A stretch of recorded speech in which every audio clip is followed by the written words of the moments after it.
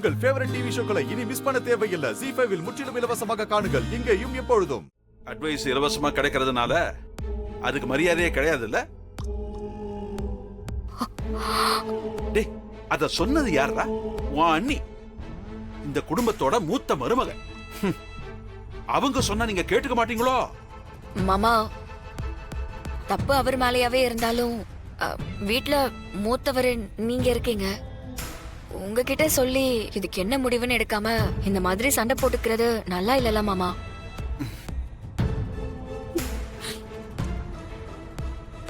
கண்மணி, நீ ஏண்டி மாமா கிட்ட சொல்லல? அதான் என்கிட்ட சொன்னால, அது பத்தாதா? அப்படி இல்ல, அட்லீஸ்ட் நீங்களாவது மாமா கிட்ட சொல்லிருக்கலாம்ல. இந்த மாதிரி குடும்பத்துல அண்ணன் தம்பி சண்டை போட்டுட்டு இருந்தா நல்லாவா இருக்கும்? அக்கம் பக்கத்துல கேட்டுச்சுன்னா என்ன மாமா நினைப்பாங்க? அவன் யோசிக்காம பேசுவான், நான் மட்டும் யோசிச்சு யோசிச்சு எல்லாம் செய்யணுமா? கோவத்துல நான் வந்து கேட்டேன், அப்பவும் அப்படிதான் செய்வேன்னு பேசுனா எனக்கு கோவம் வராதா? உன்னை அவ அப்படி சொல்லியிருந்தா, இந்த பக்கத்துல ஒருத்தர் நின்னுட்டு இருக்கால மாற, அவன் கேட்பானா மாட்டானா? சொல்லு, கேட்பானா மாட்டானா? ஏ ராகவா, விடுறா. வீரா, தப்பு கார்த்தி மேலதாமா. அவன் வார்த்தையை விட்டுற கூடாது.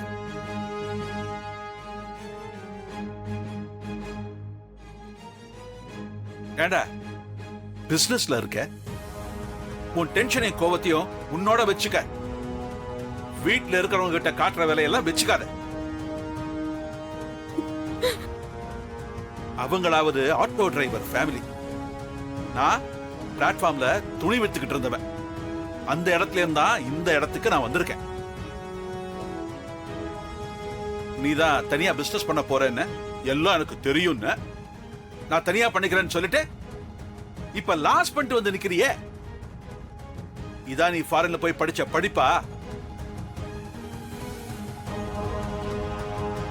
வள்ளி, அவ ஆரம்பத்துல பிசினஸ் பண்றேன்னு சொன்னப்ப கடையில வந்து 4 நாள் வேலை பாடுறா, தொழிலை கத்துக்கிட்டு பண்றான்னு சொன்னப்ப அவன் என்ன சொன்னான் வள்ளி? நான் படிச்ச படிப்பு எனக்கு போதும், புத்தகத்துல படிச்சுட்டேன், அனுபவம் எனக்கு தேவையில்லைன்னு சொன்னான்ல. இப்ப லாஸ் பண்ணிட்டு எந்த மூஞ்சிய வச்சுக்கிட்டு என்கிட்ட பணம் கேட்கலான்னு வந்து நிக்கிறான். இதுல அன்னிகிட்ட சண்டை வேற போட்டிருக்க. பாரு, நீ என்கிட்ட வந்து இந்த விஷயத்த சொல்லியிருந்தாலும் நான் கண்மணி சொன்ன மாதிரி தான் சொல்லியிருப்பேன்.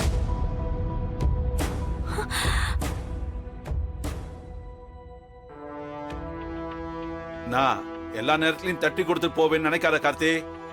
எல்லாத்துக்கும் ஒரு அளவு இருக்கு. சொந்தமா சம்பாதிச்சு செலவு பண்ணிருந்தா தெரியும் என் கஷ்டத்தோட வலி என்னன்னு. நீ சம்பாதிக்கல, அதான் தெரியல. டேய், உன் அண்ணிகிட்ட சாரி கேள்றேன்.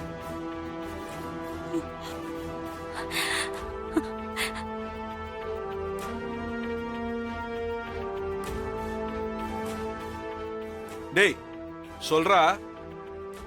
சாரி அண்ணி. இருக்கட்டும்.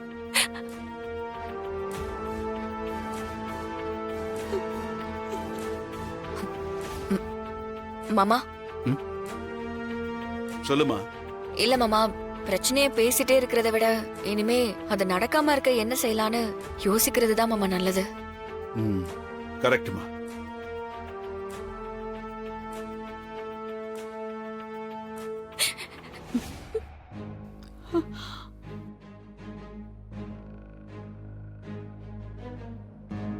டேய், நீ நாளைக்கே நம்ம ஜவுளி கடைக்கு வந்து ஏதாவது ஒரு பொறுப்பெடுத்துக்கிட்டு அந்த வேலையை பாரு.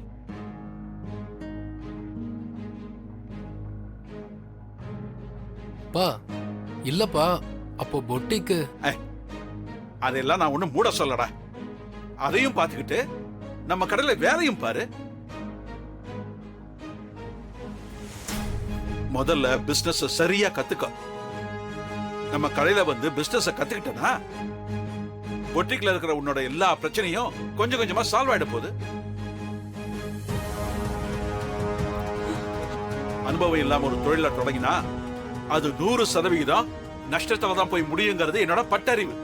அது இன்னைக்கு உனக்கு கிடைச்சிருக்கு.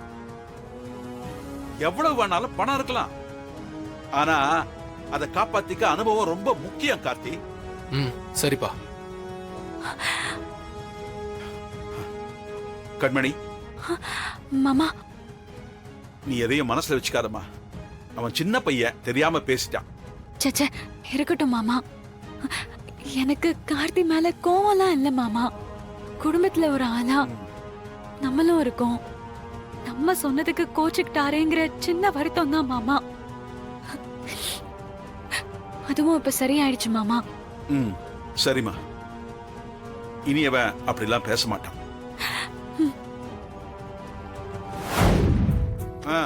எல்லாரும் ஒரு நிமிஷம் கவனிங்க.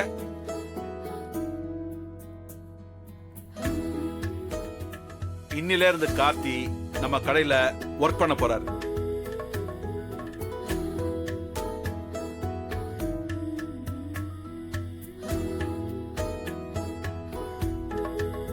இனிமே கடையோட பர்ச்சேஸ் டிபார்ட்மெண்ட்ல இருந்து எல்லாமே இவரோட பொறுப்பு தான். இனிமே எல்லாத்தையும் இவர் தான் பாத்துக்குவாரு.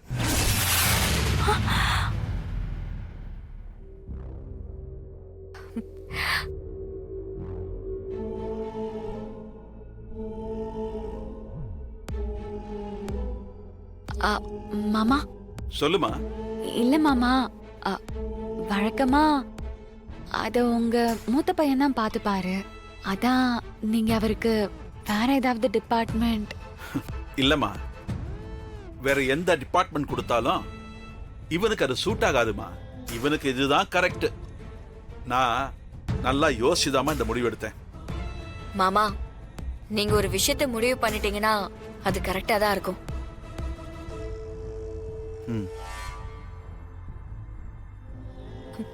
கங்க்ராச்சுலேஷன்ஸ். தேங்க்ஸ் வீரா. அதே மாதிரி ராகவனும் கண்மணியும் இனிமே சேல்ஸ் டிபார்ட்மெண்ட்டை மட்டும் பார்த்துப்பாங்க.